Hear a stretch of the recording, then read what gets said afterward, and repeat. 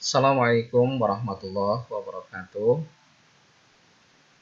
Alhamdulillah, segala puji bagi Allah bahwa kita masih diberikan kesehatan. Semoga Anda semua di tempat masing-masing juga diberikan kesehatan. Pada kesempatan ini kita akan kembali pada mata kuliah industri pakan ternak. Kalau berbicara tentang industri pakan ternak ini pada saat ini sudah sangat maju sekali ya. Kita tidak terbayang bahwa peralatan yang digunakan pada industri ini pada saat ini sudah computerized ya, sudah menggunakan komputer dan mengontrolnya juga dengan komputer ya, seperti tergambar. Mungkin insya Allah Anda kalau suatu saat nanti melakukan atau melaksanakan field trip tentunya. Nah, kita mulai dari pendahuluan ya. Kita tahu bahwa ternak apapun jenisnya membutuhkan pakan untuk memenuhi kebutuhan hidup pokok. Kebutuhan hidup pokok itu apa? Kita tahu bahwa ternak di dalam hidupnya dia membutuhkan makanan untuk beraktivitas, membutuhkan makanan, bergerak, dan untuk mendapatkan produksi ya. Produksi misalnya produksi ini seperti apa? Kalau misalnya sapi diarahkan ke daging, ada diarahkan juga ke susunya, dan seterusnya adalah untuk kebutuhan reproduksi. Untuk mengembangkan keturunan itu dibutuhkan pakan tentunya ya, yang tentunya pakan yang baik. Kemudian fungsi ternak bagi manusia adalah untuk memenuhi kebutuhan protein bagi kehidupan. Jadi kalau misalnya kita hidup itu atau di dalam proses kehidupan ini tanpa protein, kita akan tidak bisa tumbuh. Jadi ini menjadi persoalan yang sangat besar, terutama bagi kondisi saat ini. Di kondisi yang krisis, ada pandemi, ini harus didukung dengan protein yang baik. Ini jadi pelajaran bagi kita semua betapa protein itu sangat kita butuhkan ya. Tanpa protein imunitas kita akan menurun, dan protein itu bisa didapatkan dari protein nabati ataupun protein hewani. Nah, justru kita berkiprah di protein hewani ini ya, bagaimana kita menyusun pakan yang baik sehingga ternak kita bisa tumbuh dengan baik, dengan produktivitas yang baik, sehingga kita akan mendapatkan protein hewani yang berkualitas. Tuntutan kebutuhan akan produk peternakan, baik berupa susu, daging, dan telur, sangat tinggi ya. Seiring dengan meningkatnya jumlah penduduk dan kesadaran akan pentingnya gizi bagi perkembangan tubuh manusia.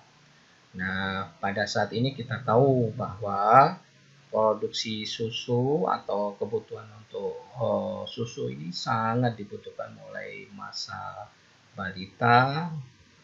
Tidak hanya balita, waktu ibu-ibu menyusui, ibu-ibu mengandung, itu dibutuhkan kebutuhan akan susu ini ya, untuk suplai nantinya. Kemudian daging ya, tidak pernah kita daging ini turun harganya, selalu naik. Itu menunjukkan betapa perkembangan atau kebutuhan akan daging itu sangat diperlukan. Dan telur ya, kita tahu bahwa hampir semua produk ya makanan itu biasanya dicampur telur untuk meningkatkan kualitas proteinnya.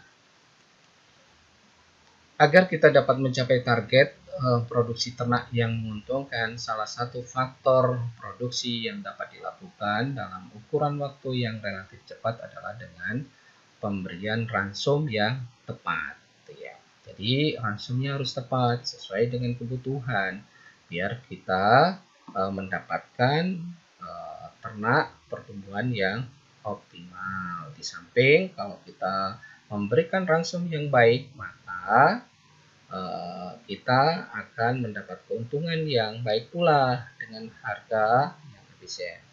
Ada beberapa hal penting yang harus kita ketahui, ya, antara lain di dalam industri pakan ini. Yang harus kita perhitungkan yang pertama itu kebutuhan gizi ternak. Ya. Agar ternak yang kita berikan bisa tumbuh dengan baik, itu kita harus tahu kebutuhan gizinya berapa. Itu harus diperhitungkan nanti, itu kaitannya dengan kita membuat formulasi ransum. Kemudian yang berikutnya adalah kandungan nutrisi. Kandungan nutrisi ini berkaitan dengan pakan yang kita berikan, jenis pakan atau jenis yang ada di pakan yang kita akan susun. Ini harus kita ketahui kandungan nutrisinya. Kemudian yang berikutnya anti nutrisi. Nah, anti nutrisi ini kita tidak harapkan karena bisa mengganggu di dalam proses pencernaan, dan bahkan kalau misalnya anti nutrisi ini sangat banyak, itu bisa menimbulkan produktivitas ternak itu akan terganggu, ya. Bahan pakan itu bisa saja mengandung anti nutrisi yang bisa berbahaya. Misal salah satu contoh yang sering ada di dalam pakan itu anti nutrisi itu asam sianida, misalnya HCN gitu. Contohnya misalnya di singkong, di gadung dan lain-lain yang bisa berbahaya bagi ternak kita. Kemudian berikutnya sifat dan peran bahan pakan. Ya, sifat dan peran bahan pakan ini, bahan pakan itu sebagai sumber apa? Bisa sumber serat, sumber karbohidrat, sumber protein dan lain-lain, harus kita pahami nanti di dalam industri pakan ini. Kemudian sebelum kita melakukan atau menggunakan bahan pakan itu perlu kita sampling bahan untuk dianalisis, ya. Jadi untuk kebutuhan kandungan nutrisi yang tepat kita harus menganalisisnya, dan biasanya kita menggunakan analisis proximat. Nah, ini kaitannya dengan analisis yang digunakan. Kemudian toleransi pemakaian ini juga penting, ya. Berapa jumlah yang akan kita campurkan di dalam formulasi ransum. Misalnya kita menggunakan minyak ikan misalnya, atau minyak dari sawit juga kita harus perhitungkan berapa kebutuhannya. Nah, yang tidak kalah pentingnya kalau misalnya kita mendapatkan atau menggunakan bahan pakan yang baru, itu yang harus diperhitungkan adalah kontinuitasnya, ya. Sering kontinuitas ini terganggu, ya. Contohnya misalnya kadang-kadang kita berpikir bahwa tepung ikan kita itu sampai sekarang itu masih impor, padahal kita tahu Indonesia atau Bengkulu secara khusus ini adalah mempunyai laut yang sangat luas, tetapi sampai saat ini kita tidak bisa menyiapkan kebutuhan akan tepung ikan ini, dan kadang-kadang kita masih impor. Nah, ini yang kadang-kadang membuat kita ya sedih juga gitu, ya. Kenapa kita tepung ikan aja harus impor dari negara yang sangat jauh, misalnya di daerah Amerika Latin sana, sementara laut kita sangat luas. Nah, ini menjadi tantangan, sekaligus kita berupaya supaya kita bisa nantinya menghasilkan tepung ikan. Termasuk di sini adalah jagung. Untuk pakan unggas itu adalah komponen jagung itu yang utama, tetapi sampai sekarang harga jagung itu masih atau jumlah jagung yang kita punya untuk kebutuhan industri bahkan tidak mencukupi, dan bahkan kita harus impor. Padahal lahan kita sangat luas, tetapi tidak bisa memenuhi kebutuhan untuk industri. Nah, selanjutnya adalah harga dan bahan baku. Harga ini sangat penting. Ya. Harga kita berharap untuk industri itu seminimal mungkin. Ya. Harga bahan baku ini kita berharap ada bahan baku lokal yang bisa kita manfaatkan sehingga bisa menekan nanti harga jualnya. Nah, ini yang sering kita lakukan semacam upaya ya, supaya bisa menekan bahan baku ini. Nah, yang biasa kita lakukan adalah menggunakan limbah. Limbah baik dari limbah sawit, ya misalnya bukiliti sawit dan lain-lain, kita memang sengaja mencampurkan ya supaya harga dasar sampai ke peternak nanti tidak terlalu mahal. Kemudian berikutnya adalah dasar dan teknik perhitungan formulasi atau formula. Nah, ini kita harus tahu, harus paham sebelum kita proses di dalam produksi atau industri pakan, kita harus bisa memperhitungkan itu formulanya harus benar ya sesuai dengan kebutuhan gizi ternak. Ya, makanya ada yang namanya penyusunan ransom atau formulasi ransom. Nah, ini mau tidak mau ya harus sesuai dengan kebutuhan. Misalnya untuk ternak yang sedang produksi, misalnya produksi telur itu beda kita menyusun ransomnya dengan ternak pulet ya.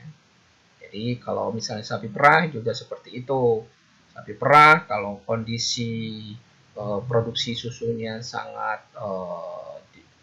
maksimal atau optimal itu juga membutuhkan ransum yang baik pula. Jadi ini harus dipertimbangkan sekali. Nah, Anda harus menguasai formulasi ransum ini karena memang titik kekuatan nanti Anda sebagai sarjana peternakan itu adalah bagaimana membuat formulasi ransum yang tepat, ya, yang efisien, yang optimal sehingga ternak itu bisa tumbuh dan berproduksi secara optimal pula. Nah, yang berikutnya ini adalah cara penimbangan. Ya. Membuat formulasi itu tidak lepas dari cara penimbangan yang baik. Kalau saat ini sudah menggunakan timbangan digital dan itu sangat memudahkan bagi kita praktisi kalau nanti di industri pakan itu semuanya mulai dari tracking ya dari awal kita dapatkan misalnya di suatu pabrik pakan itu kan diangkut dengan truk langsung ditimbang dan timbangnya sudah digital ya dengan truk-truknya masuk ke timbangan yang besar sehingga kita tahu berapa truk itu mengangkut ya sudah barang tentu dikurangi dengan berat truknya tentunya dan sekarang itu sangat mudah sekali. Kemudian teknik pembuatan ransom dan konsentrat. Nah, ransom ini ya tekniknya bagaimana? Nanti kita akan pelajari juga. Ya, ada beberapa pembuatan ransom itu dengan berbagai macam teknik yang harus dilakukan. Apakah itu nanti dalam bentuk pelet, apakah dalam bentuk crumble atau dalam bentuk wafer untuk ransom ternak ruminasia. Nah, konsentrat ini biasanya kita khususkan untuk pakan ternak ruminasia atau untuk ternak-ternak ya yang berhubungan dengan kebutuhan sebagai pelengkap di dalam ransumnya. Kemudian berikutnya yang harus kita ketahui di dalam industri pakan ini adalah alat-alat yang digunakan di dalam pencampuran. Jangan berpikir seperti mencampur untuk dalam jumlah sedikit. Ya. Kalau industri itu berbicaranya adalah dalam jumlah kapasitas yang sangat besar. Ya. Kita tahu bahwa sekali mencampur mungkin ton, bertonton ya, puluhan ton. Ya.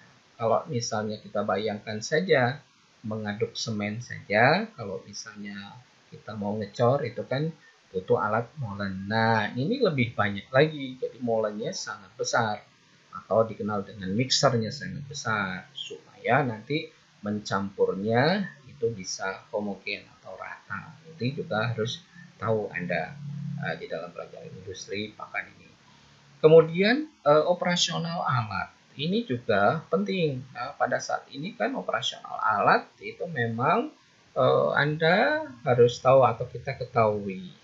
Ya, kita terbantu dengan adanya komputer, ya.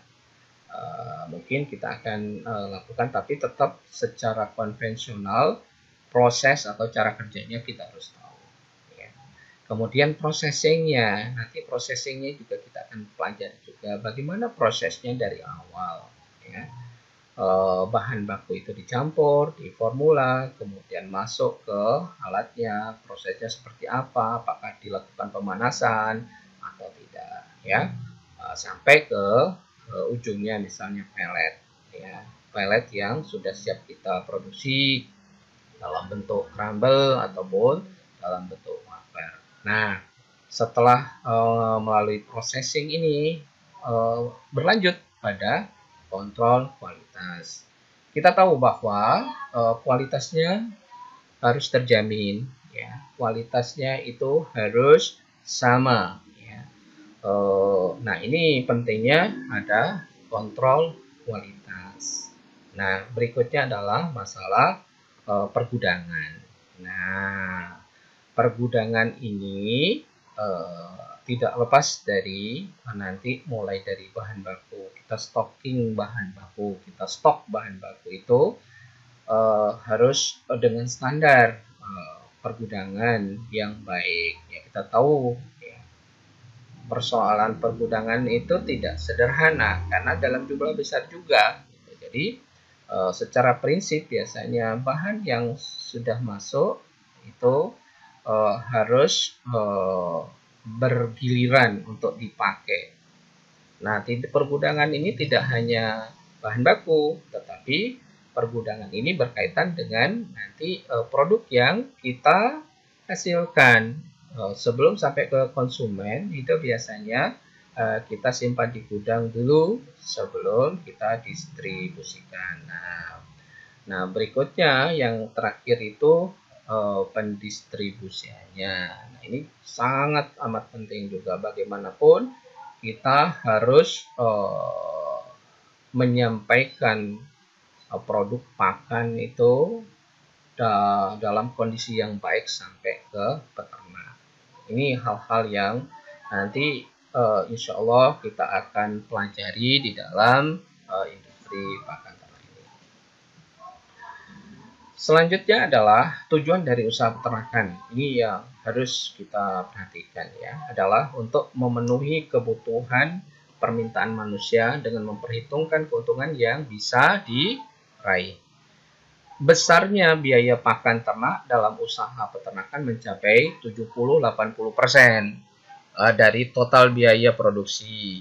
Bila kita mampu menekan biaya ini, maka usaha kita akan dapat lebih menguntungkan. Jadi ini yang harus kita pahami, ya, bahwa usaha peternakan itu yang maksimal itu untuk kebutuhan pakan, ya. Biaya produksi ini luar biasa sebetulnya. Kesuksesan kita apabila kita bisa dengan efisien menggunakan hal ini. Nah, selanjutnya adalah kita sampai pada produksi pakan ternak, ya.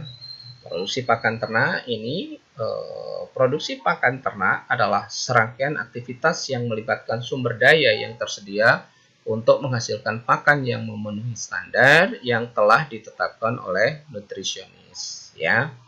Nutrisionis ini nanti akan kita bahas. Apa sih nutrisionis? Boleh enggak? Atau apa bisa kita menjadi nutrisionis? Kalau bisa, harus bisa sebagai calon sarjana peternakan nanti. Karena bagaimanapun core-nya inti kita sarjana peternakan adalah ini sebagai nutrisionis, ya. Berikutnya, ya, bahan pakan terdiri dari bahan organik dan anorganik. Bahan organik yang terkandung dalam bahan pakan antara lain protein, lemak, serat kasar, bahan ekstrak tanpa nitrogen, sedangkan bahan anorganik yang dimaksud seperti kalsium, fosfor, magnesium, kalium, natrium, dan lain sebagainya. Kandungan bahan organik ini dapat diketahui dengan melakukan analisis proksimat seperti Bapak gambarkan di awal, dan analisis terhadap vitamin dan mineral untuk masing-masing komponen vitamin dan mineral yang terkandung di dalam bahan yang dilakukan di laboratorium dengan teknik dan alat yang spesifik tentunya.